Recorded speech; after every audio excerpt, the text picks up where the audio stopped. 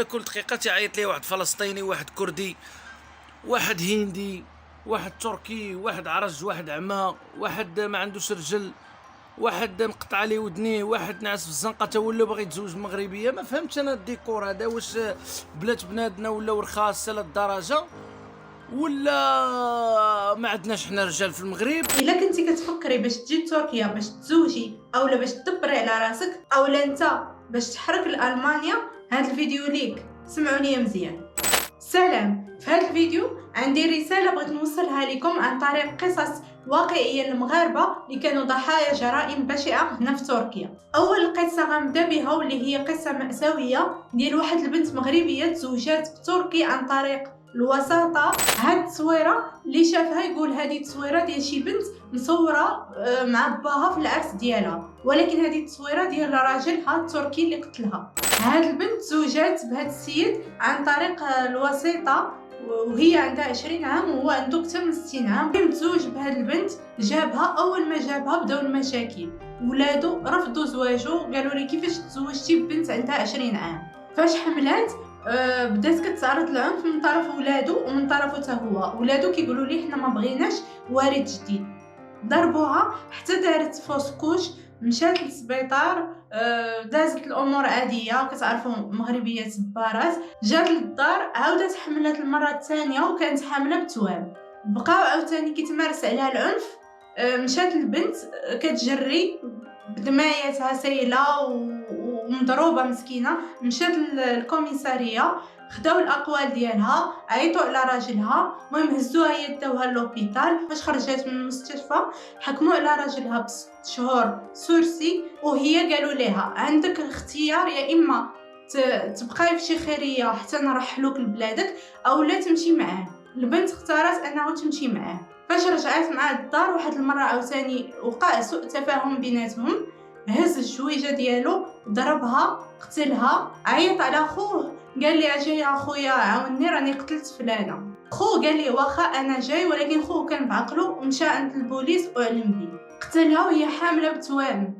القصه الثانيه هي قصه ديال واحد المغربيه تعرفت على واحد السوري هنا في تركيا، ومهم كانوا على علاقه. نهار عيد الحب ذبحها وصور فيديو وبدا كيعاير في المغاربه. والقصه الثالثه هي قصه ديال واحد المغربيه اللي غيتبعها راجل اختها تركي من الدار حتى للزنقه وغيضربها بالموس وغيقتلها. انا كنعطيكم مختصر مفيد باش تشوفوا المعاناه اللي كيعيشوا فيها المغربيات هنايا. عندي النساء المغربيات في الخارج متزوجين من اجانب، تيخرجها من الدار، تيحيدها الولاد، تيخرجها من الدار، كتخرج للشارع، كتجي ديك الدوله كترحلها. كتجيني المراه منهاره، خرجوها من دارها، داو ليها ولادها وتيرحلوها وما كيعطوهاش الفيزا ترجع. اقترحنا في مجلس العدل العرب بصفتي رئيسا، طرحنا ان نوضع قانون. الاحصائيات كتقول بان اكثر من 380 امراه في العام كتموت هنا في تركيا بسبب العنف الاسري، ومنهم مغربيات بزاف. كاين نوع اخر ديال البنات اللي كيجيو عن طريق الوسيطات اللي كيلقاو راسهم في وكر الدعاره كتجريه مافيا. وغير مؤخرا في شهر 5 2022 البوليس عتقوا اكثر من 62 امراه حابسينهم المافيا، واكثريه ديالهم مغربيات هنا في اسطنبول. وفاش كيجيو كانوا كيصوروا لهم فيديوهات اباحيه باش كيبقاو يبتزوهم. اللي حاولت تهرب غادي ينشروا لها الفيديوهات ديالها. ودابا غندوي على الدراري اللي كيجيو هنا تركيا باش يحرقوا لاوروبا عن طريق اليونان. هما كيسميوها الرحله نحو اوروبا وانا نسميها رحله نحو الموت. هادو فاش كيبغيو يحرقوا اول بلاد خاصهم يدوزوا ليها من بعد تركيا هي اليونان. خاصكم تعرفوا بان اليونان بلد مسيحي ارثوذكسي يميني متطرف. هو واحد البلد مفلس وكيعاني من ازمات اقتصاديه، وهزو غير الاتحاد الاوروبي بشرط انه يلعب دور العساس ديال الاتحاد الاوروبي. اول طريق خاصهم يدوزوا منها هي البحر، وخفر السواحل ملي كيشوفوا الزودياك ديالهم كيضربوها عليهم بالقرطاس وكيغرقوهم.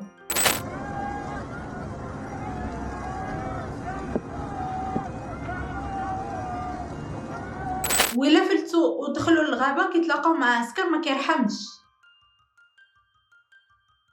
مثلا الا قالوا لشي واحد وقف وهرب كيضربوه بالقرطاس وكيحفروا وكيدفنوه بحال الا قتلوا كلب. واحد المغربي فاش شافوه العسكر هز يدو، هو يجي العسكري ضربوه بالكحله، هرس ليه الفك ديالو، بقى باعها مستديمه الى يومنا هذا. واحد البنت مغربيه وصلت لهداك الكرياج اللي كيكون في اليونان، طالعه ملي طلعت وحلات ليها ودنها في هذاك الحديده وداك السيزوار اللي كيكونوا دايرين الفوق، تقطعت لها ودنها، باقا لحد الان هاد البنت غير بودن وحده.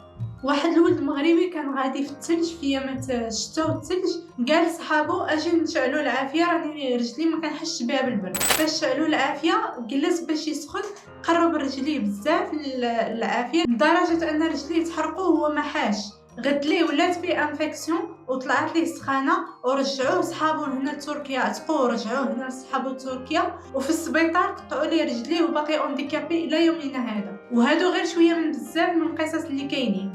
الهجره الى المانيا كانت في 2015 ايامات النزوح السوري، ودابا اللي كيمشي كيشدوه العسكر اليوناني وكيحيدوا ليه حوايجو وكيخليوه يا اما يرجع يا اما ما يرجعش، يا اما كيموت تما غير بالبرد. كخلاصه ما كنقولش كاع الزواج المختلط هو فاشل، ولكن راه الاكثريه فيه الى قد 80% كيكون فاشل. وخاصكم تعرفوا بان الاتراك راه العقليه ديالهم دايره بحال العرب او اكثر، وهذاك الشيء اللي كتشوفوا في المسلسلات راه غير كذوب. وبالنسبه اللي باغي يجي ويستقر هنايا ويخدم في تركيا، الا ما كانتش عندك شي حرفه في ايديك او لا على الاقل فرونسي ولونجلي بلا ما تجي. واغلبيه ديال المغاربه هنايا اللي كيجيو كيبقاو يتلاوحوا في الورشات وكيحرسوا عليهم السوريين ب2 ليرات السيمانه.